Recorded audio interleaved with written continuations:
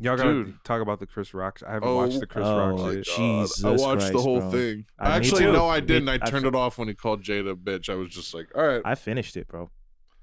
I finished it. I didn't need to see the rest of it after that. I was like, wow, you're one of the saddest people I've ever, like, that is one of the saddest I saw things that I've ever weird ass fit he was wearing. That's for what's up with him and Dave trying to be fat? Just stop. Bro, I don't understand. Like, he's wearing these like moon shoes or something with skinny Wasn't white. he wearing just, like the white Prince dots, logo? Right? Yeah, he was. Or some white? shit? Yeah. Or was it Prince just an necklace. ankh? But No, it was like a purple. It was like a purple diamond Prince logo chain. It was What? It was Prince. It And was then the an all the white love symbol. like outfit. Yeah, with the white docs. They're like toddlers, man. Bro, I don't. They really act like children. I don't know who the fuck is in their ear. First of all, like style wise, I don't know like who is telling you to do. Who is telling Dave Chappelle to wear these long shirts, these long tight shirts that just hug the butt? Unpack the special for me though, because I didn't watch it. Like, what is he? What is his like? Right out the gate, he's like, "I'm gonna try to do an hour of comedy and not offend nobody." Right. That is, but the you most, never know. That is so. You never know. That is so Like, liberal. It's disgusting. The amount of different. Like, I'm so. You know what I mean? I'm so fucking tired, bro. Like, or conservative, liberal or conservative. They're all fucking conservative to me. They're like culture. They try to be Like- culturally like liberal, but they're like conservative in every other way. They just vote Democrat. I That's realize, all it like, is, I right? realize, like, there's a whole generation of comedians where you have to be misogynistic to fit the style of comedy they're doing. You literally have to be.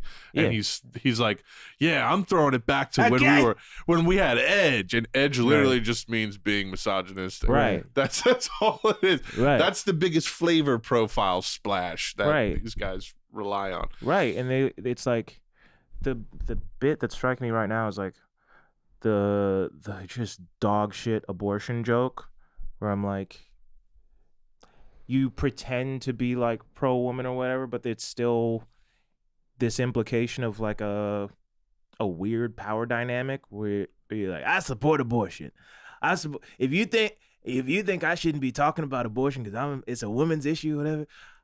Just know I've paid for more abortions than any woman in this room.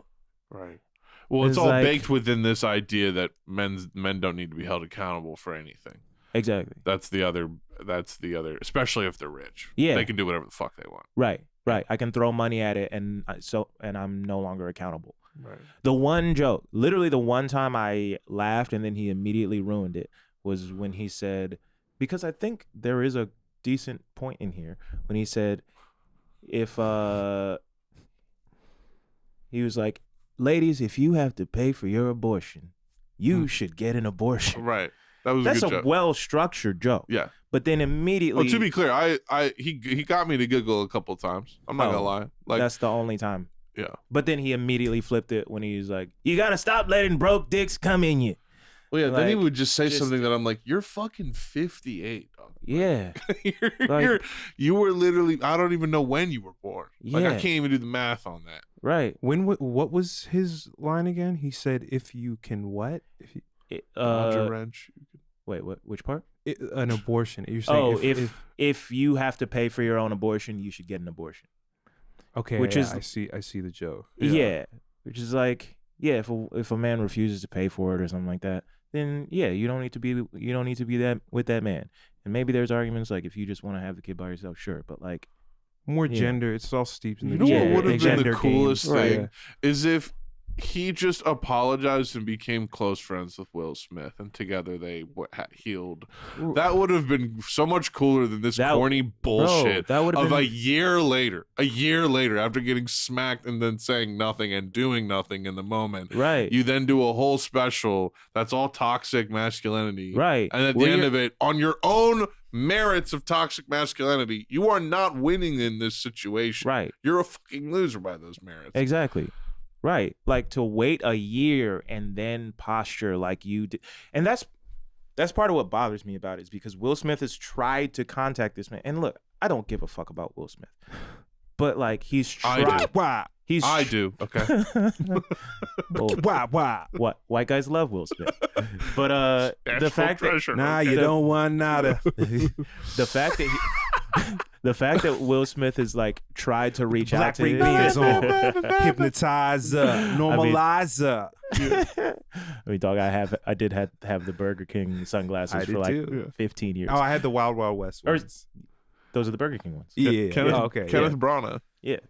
But in Wild Wild West is the villain. He have the spider legs, doesn't he? He has the spider legs that you want Trump to have? Yes. Yeah. I want you to remember what you want to say, but I just remembered the funniest video of I almost don't want to spoil it, but I have to. I can squeeze this in while you pull it up. Oh, okay. It's literally, I was just going to say the fact that Will Smith has reached out to Chris Rock, but you get this it almost feels like he postponed reconciliation so that he can get these jokes out a year later. You know? It's like it's embarrassing. It's like it feels like you're sacrificing your personal relationship. One, you look so butthurt. Two, it's not even funny to be mad about it or to have the angle you're taking from it. To like actually do judo with it and do this thing of like, yeah, I get that. I wanted to go smack so and so, and like there were so many missed opportunities, and it's all just I don't know. It's all because we just. Do you want to know how he ends this shit? I don't know. Do you want to know how he ends this shit? How he ends the special? After calling Will Smith's wife a bitch. Yeah. On his live stream Netflix special at 58. What does he say? He's like, everybody asked me, Chris, why didn't you do nothing when he came up and hit you? He goes through this whole thing about how Will Smith is way bigger than him, which sure makes sense. But he's like, why didn't you do nothing, Chris? Why didn't you do nothing? And he goes, because I have parents who raised me, and they told me to never fight in front of white people. Right. And people thought that was the most profound line. He literally dropped the mic. Like damn near Twitter got his ass. What an embarrassing. He threw the mic? He like threw the mic. And you know what my parents taught me? Don't fight in front of white people. Oh, that makes me want to cringe. That makes me cringe all over my body. My parents told me that my bodily autonomy is less important than the white gaze. Right. That's what they told me. Right. They raised me to put my self-defense to the side just so that white people don't view black people in a way that they were going to view them anyway. Right. Holy Mic shit. drop. Dog. So sad. I can't even process that shit. Think about him, the sad. impact of him perpetuating that sort of legitimizing that sort of thinking to millions of people. Dog. And then people reinforcing white supremacy also in that. Like this power dynamic should be assumed. Right. And this is how we have to operate within it. Yep. That little cop in your head, just hold on to that.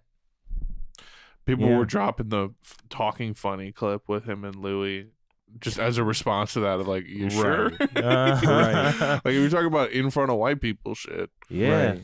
Like, God damn, bro.